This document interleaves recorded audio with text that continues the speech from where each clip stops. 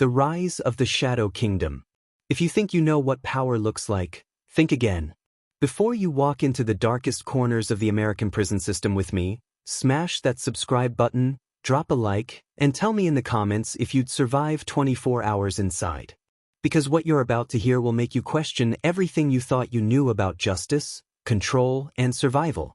The fluorescent lights of San Quentin State Prison flickered at 3:47 a.m. on a cold February morning in 1987.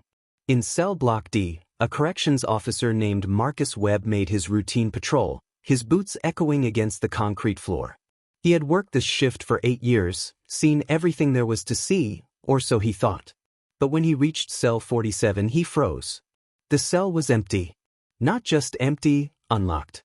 And on the bunk lay a single playing card, the ace of spades, with a message scrawled in red ink: "The game has changed."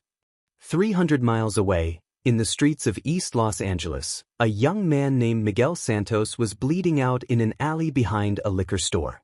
He was 19 years old, a member of the East Side Locos, and he had just been shot 3 times by a rival gang. As the sirens grew louder and the world faded to black, Miguel made himself a promise. If he survived this night, he would never be powerless again. He survived. And that survival would birth something far more dangerous than any street gang could ever be. The American prison system in the 1980s was a powder keg waiting to explode. Overcrowding had reached critical levels. California's prisons, designed to hold 60,000 inmates, were crammed with over 120,000. Guards were outnumbered 40-1 in some cell blocks. The official rules meant nothing when you stepped beyond the steel doors. Inside those walls, a different set of laws was being written, not by wardens or legislators, but by men who understood that true power wasn't about strength alone. It was about organization, loyalty, and the willingness to do what others wouldn't. Miguel Santos arrived at Pelican Bay State Prison in 1988, convicted of attempted murder and racketeering. He was just another face in an ocean of orange jumpsuits, another statistic in California's exploding incarceration crisis. But Miguel carried something with him that most inmates didn't: a vision. On the streets, gangs fought over corners and territory that could be lost in a day. But in prison, territory was permanent. The yard, the cells, the kitchen, the library, these weren't just spaces. They were kingdoms waiting to be claimed. His first week inside, Miguel watched and learned. He saw how the Aryan Brotherhood controlled the drug trade on the north side. He observed how the black guerrilla family had turned the education programs into recruitment centers. He noticed how the Mexican mafia, Laim, had their fingers in every hustle, every debt, every favor owed. But he also saw the cracks. These organizations, powerful as they were, operated on old codes, outdated hierarchies. They were gangs transplanted into prison. Miguel wanted to build something different. He wanted to create an empire.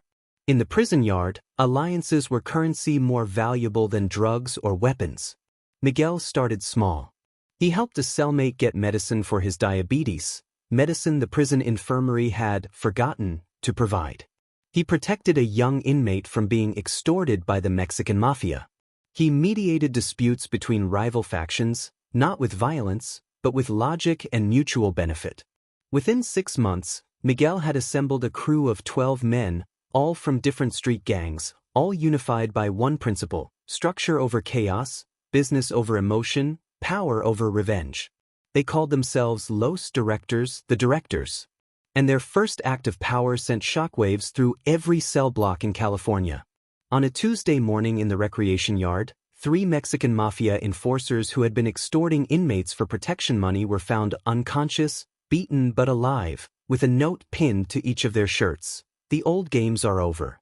New management has arrived." The warden, Harold Pierce, sat in his office that afternoon reviewing incident reports, his hands trembling.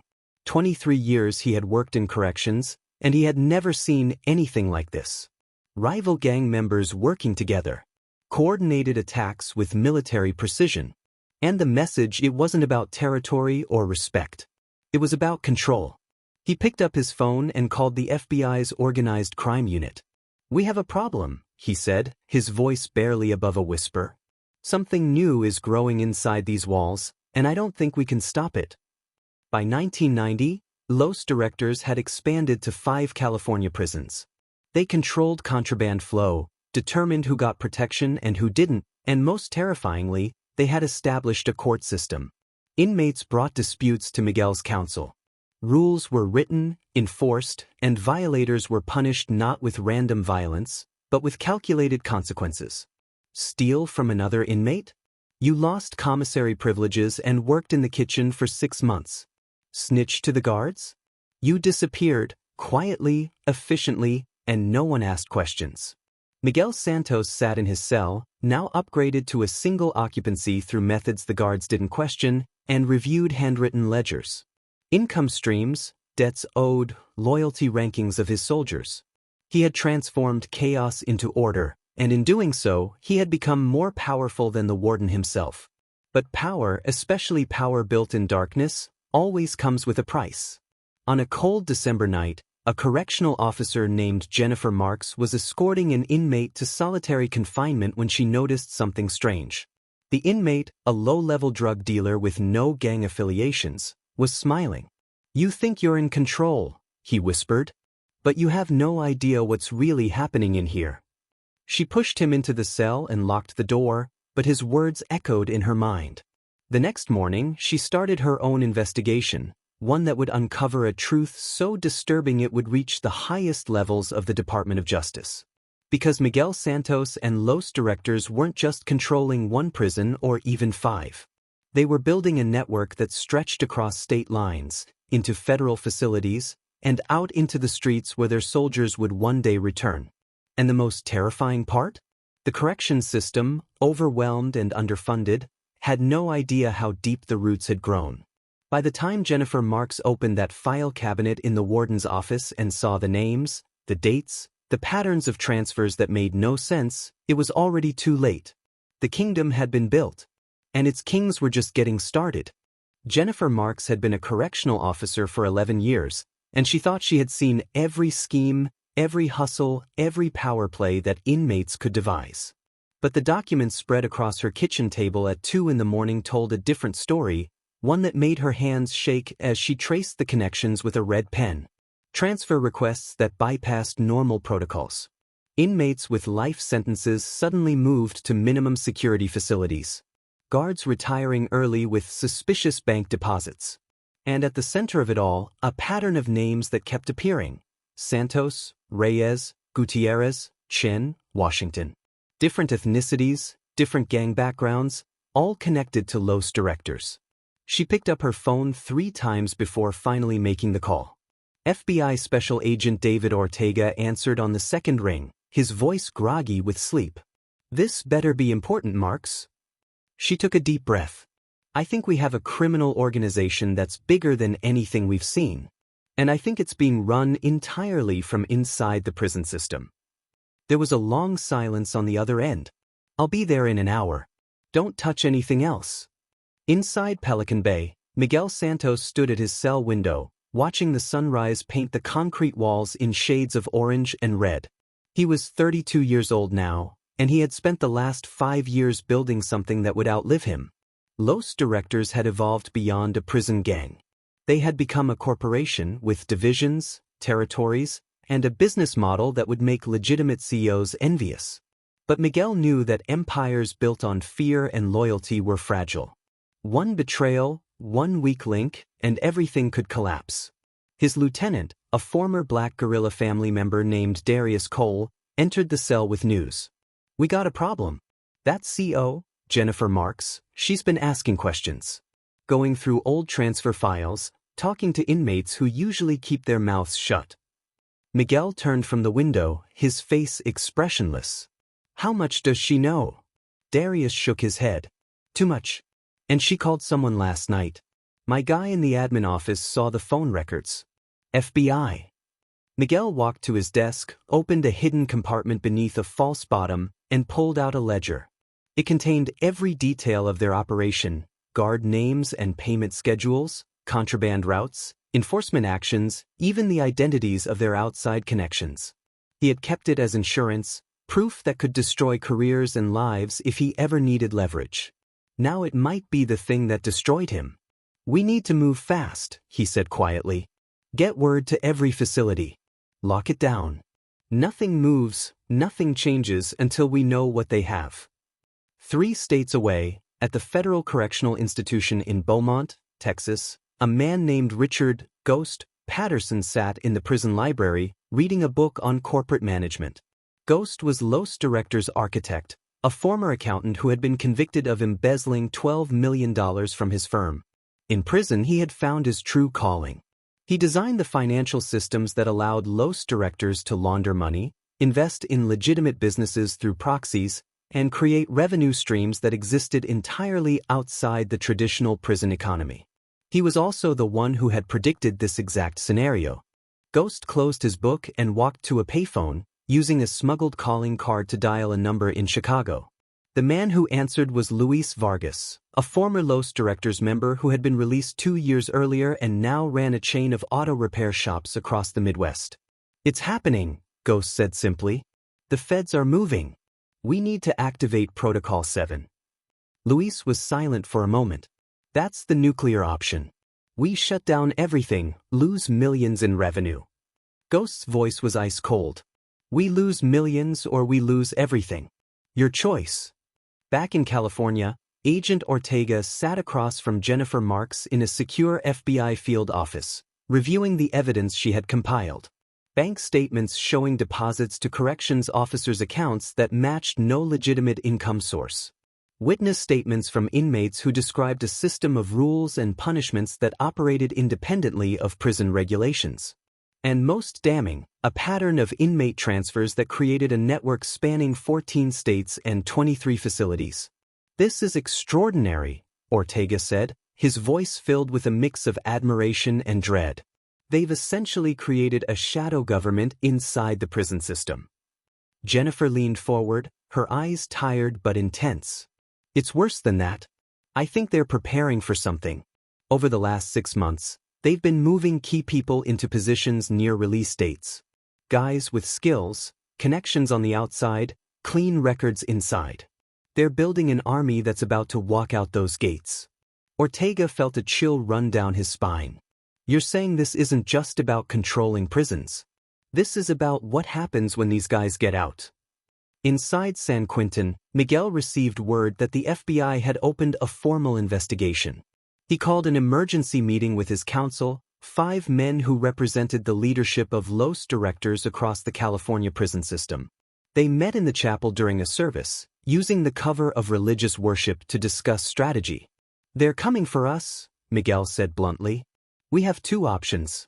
We can dismantle everything, go quiet, and hope they don't have enough evidence. Or we can show them exactly why they should be afraid." A council member named Antonio Cruz, a former Mexican mafia shot caller who had joined Los Directors, spoke up. "If we go quiet, we look weak. Every gang in every yard will come for us.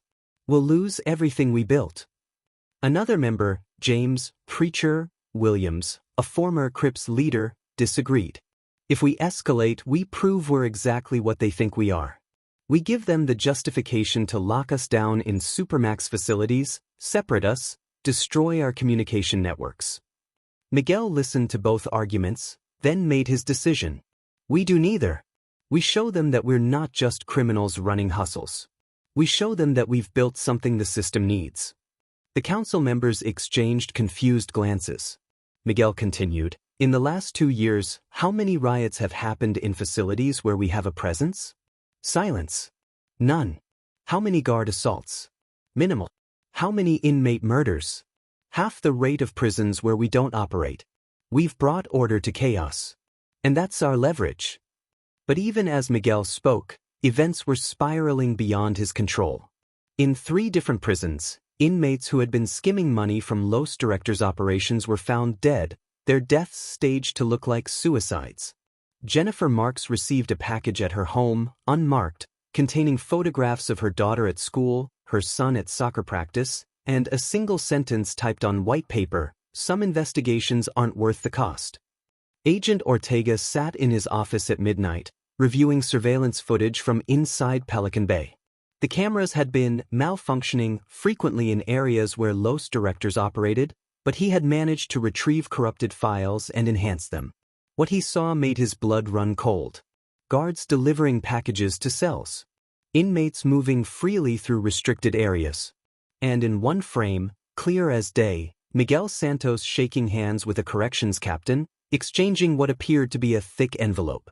The captain's name was Robert Henley, a 20-year veteran with commendations for bravery and a spotless record. Ortega pulled Henley's financial records. 3 offshore accounts, recent purchases including a vacation home in Mexico, and a pattern of cash deposits that totaled over $200,000 in the last year. Henley wasn't just corrupt. He was a full partner in Los Directors' operation, providing intelligence, protection, and access that money alone couldn't buy. Miguel Santos received a visit from his lawyer, a sharp woman named Patricia Delgado who had represented him since his original trial. She looked shaken as she sat across from him in the visiting room. "They have everything, Miguel. Bank records, witness testimony, surveillance. They're building a RICO case that could add decades to everyone's sentence. And they're offering deals. Immunity for testimony." Miguel's face remained calm, but his mind raced. Immunity meant someone would talk. And once one domino fell, the entire empire would collapse. That night, in cell block D, the same cell block where this had all begun, a corrections officer found another playing card on an empty bunk. This time it was the King of Spades, and the message was different. Checkmate comes when you least expect it. The officer radioed for backup, but when the response team arrived, they found something that would change everything. Hidden behind a loose panel in the wall was a cache of documents, detailed records of Los Directors' entire operation, every name, every payment, every crime. And attached to it was a note in Miguel's handwriting: insurance. Someone had betrayed him. Someone inside his inner circle had taken his leverage and turned it into evidence. And as Miguel sat in his cell, processing this reality, he realized that the empire he had built was about to become his tomb. But the question that haunted him, the question that would define everything that came next, was simple and terrifying. Who? The interrogation room at the FBI field office in Sacramento was deliberately cold, designed to make suspects uncomfortable, to break down their defenses. But Miguel Santos sat perfectly still, his hands folded on the metal table, his expression unreadable. Across from him, Agent David Ortega laid out photographs one by one. Crime scenes, bank statements, surveillance images, and finally, the documents that had been found in the cell wall at San Quintin, Miguel's own handwriting staring back at him like a ghost. "You built something impressive," Ortega said, his voice almost respectful. "A multi-state criminal organization operating inside the one place where we thought we had complete control. You turned chaos into order, violence into business. But empires fall, Miguel. They always do. And yours is crumbling as we speak." Miguel finally spoke, his voice quiet but steady. "You think you've won. You think arresting me, charging my people, will change anything. But you're wrong. The system was broken long before I got there. I just recognized it and adapted." 20 miles away, at Pelican Bay State Prison, a lockdown was in full effect. Every cell was being searched, every inmate interrogated.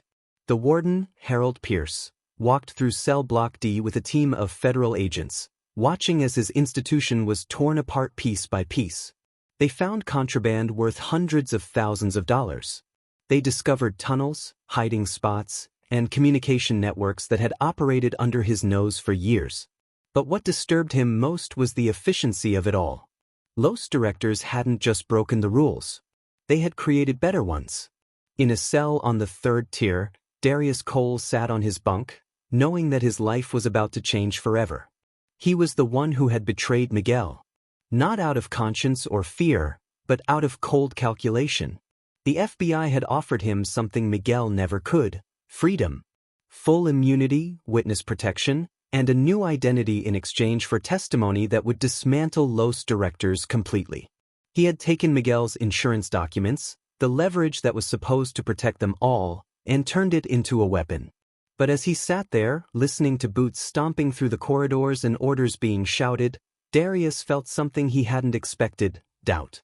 He had spent 3 years building Los Directors alongside Miguel, creating something that gave structure to men who had nothing but time and rage. And now he was destroying it for the promise of a life on the outside, a life where he would always be looking over his shoulder, always wondering when Miguel's remaining soldiers would find him. Jennifer Marks stood in the prison's administrative office, watching monitors that showed the systematic dismantling of everything Los Directors had built. She should have felt vindicated, triumphant even. Her investigation had exposed the largest prison-based criminal organization in American history. But instead, she felt a creeping unease. On the screens, she saw something that made her stomach turn.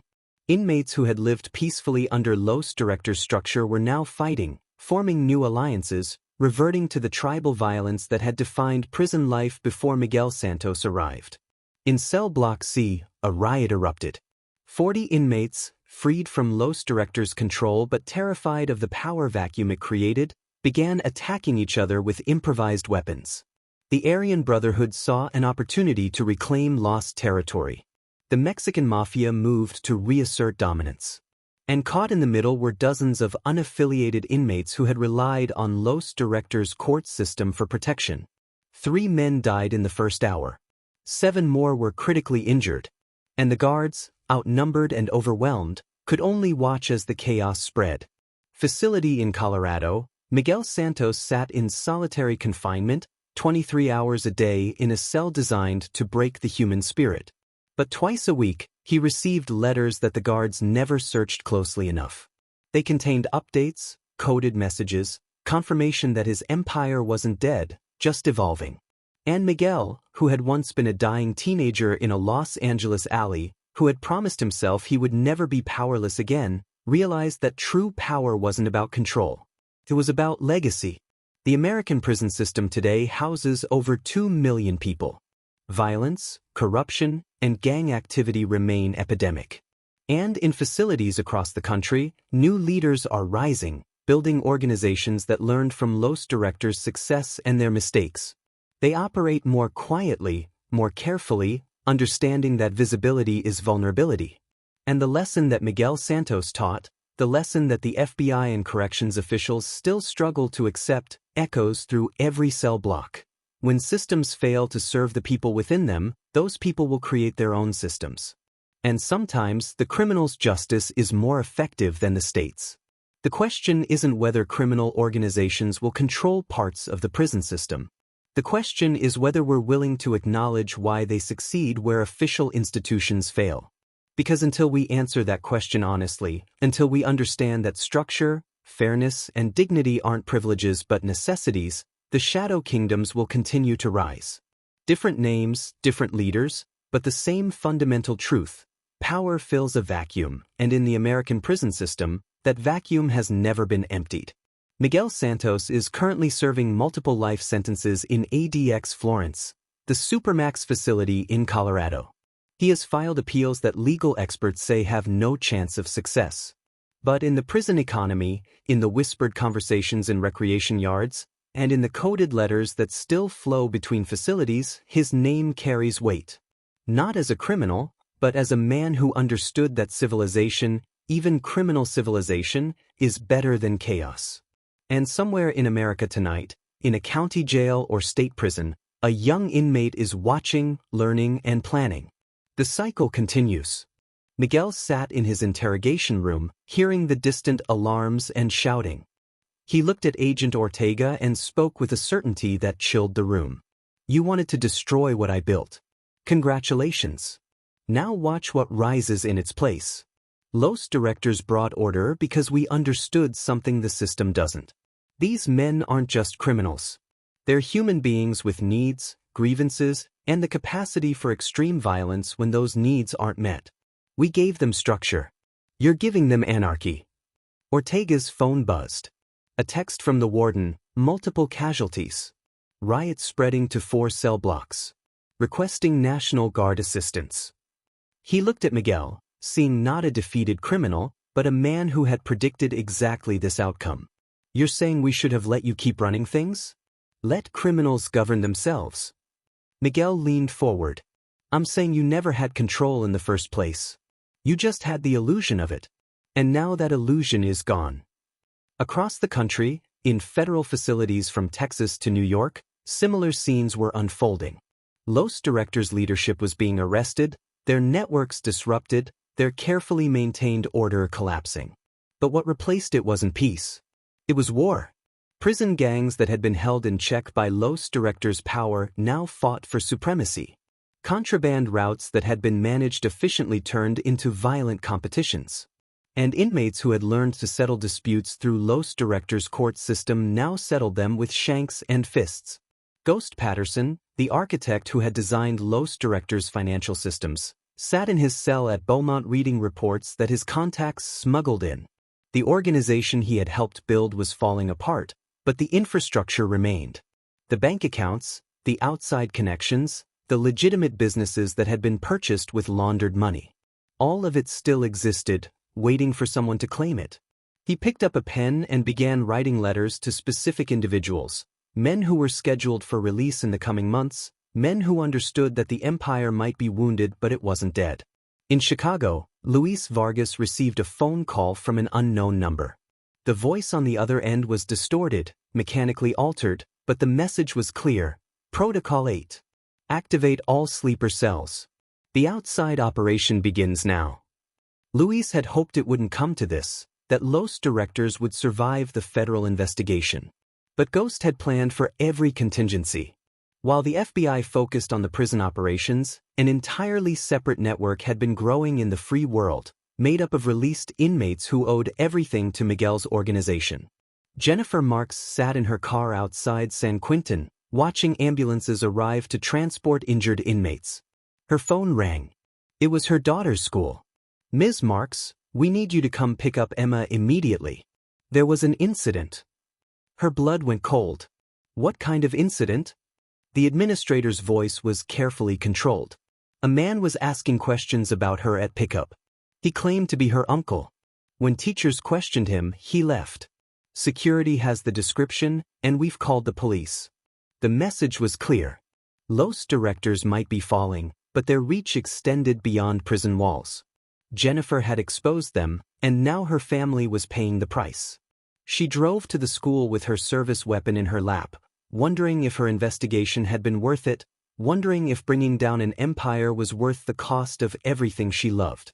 Agent Ortega stood in the FBI director's office in Washington, D.C., presenting the results of Operation Shadow Kingdom, the code name for the Los Directors investigation. On paper, it was a massive success. Over 200 arrests across 14 states. RICO charges that would add life sentences to men already serving life. The complete exposure of corruption within the corrections system. But the director asked the question Ortega had been dreading: what's happening inside the prisons now? Ortega pulled up the statistics. Inmate violence up 300% in facilities where Los Directors had operated.